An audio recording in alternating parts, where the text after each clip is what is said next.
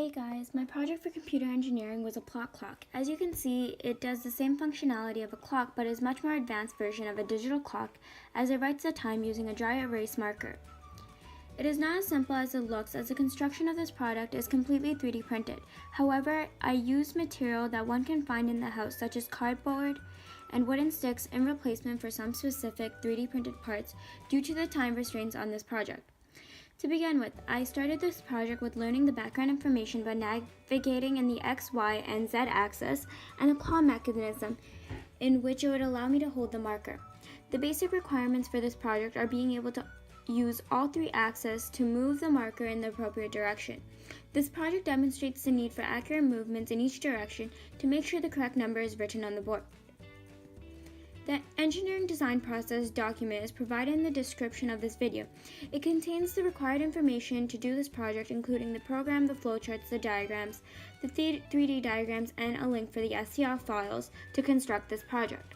The process began with the bill of materials, and initially the parts I started with would be the breadboard, the Tower Pro SG90 servos, and an Arduino, as it provided me with the opportunity to construct the wiring of these servos, as each servo has 3 pins, one connected to power, the other connected to COM, and the last connected to the pin in the Arduino. I used an Arduino code to test if the servos were working efficiently. The simple testing allowed me to notice the disadvantage with using my laptop as a power source for the Arduino, as it did not provide me with enough current to run all 3 servos at the same time. This is due to each servo using a minimum of 2 amps. The 3D models I made were based on the measurements of a plot clock design that was already constructed by another individual. However, I created the design according to my needs, as it needed to be within the restraints of the 3D printer in our school. The modeling of the design was one of the hardest parts, as I had to model each and every part and assemble them in SolidWorks before I printed, as it would be the most effective way to do this, because it provides the most accuracy when assembling the parts online. The next few minutes I will talk about each mechanism, first the research and then the product. The main function of my project was the claw mechanism, which would hold the marker in the project. I began to do research on claws and what would be the most stable way to construct it. I used my prior knowledge in making a pneumatic arm, as it would be the same mechanism, but in this case motorized.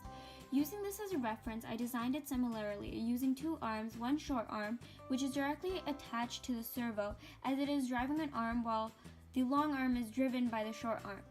This means the short arm will not be tightly screwed on, but the long arm will be fastened tightly into the short arm as it holds the marker. The 2 long arms are connected to the tip to hold the marker and have parallel movements as seen in the diagram. These arms can be created using 3D printing. However, I created a similar mechanism using wooden popsicle sticks, as it provided me with the exact same motion and less friction because it is a much more lighter material. The hardest part of the project was the calibrating of this mechanism, because the arms needed to be parallel to one another and had to move only 90 degrees. During calibration, the horns will move back and forth, and this is when I knew my object was calibrated and can be used for the second process.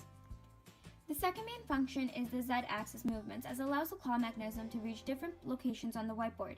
These movements must be precise and accurate, as each number written depends on the movement. There was 2 ways to create this movement, one with the elevator-like mechanism where the marker just moves up and down, while the other is when the entire claw holder is moved back and forth by the servo driving an arm attached to the claw holder. The claw stand has a backwards force applied, however the screw connecting it to the base holds it in place and the object pivots around the point. This allows the claw-like mechanism to move the marker up and down on different locations around the whiteboard.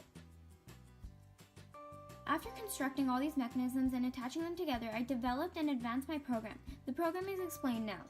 The first part of the code is the calibration code, as explained earlier. First, enable the calibration so you could set the correct values for the left and right arms of the claw. The position of the servos are noted below by the user to move 90 degrees and to make sure they are parallel to one another. The servo arms will move back and forth, and when it is calibrated, you will uncomment the line. The next step is to develop the code to set the lift positions as mentioned earlier in the Z-axis description.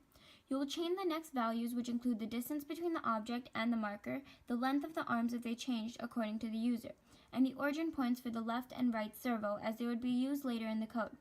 You will calibrate the lift until it is perfect and then uncomment the real-time clock and the libraries provided at the top of the program. Make sure you wire according to the diagram provided, as there is a specific way for the RTC chip to work. The libraries provide the code with the source to retrieve the accurate time and a way to remember the time when power is disconnected from the Arduino. The next part of the code initiates the chip to retrieve the time or use a random time that will be provided by me. The hardest part of the code was to create different cases for each number. The structure follows the principle: move to first start point of the numeral, lift down, draw numeral, and then lift up. Each case was written according to the point and location on the board.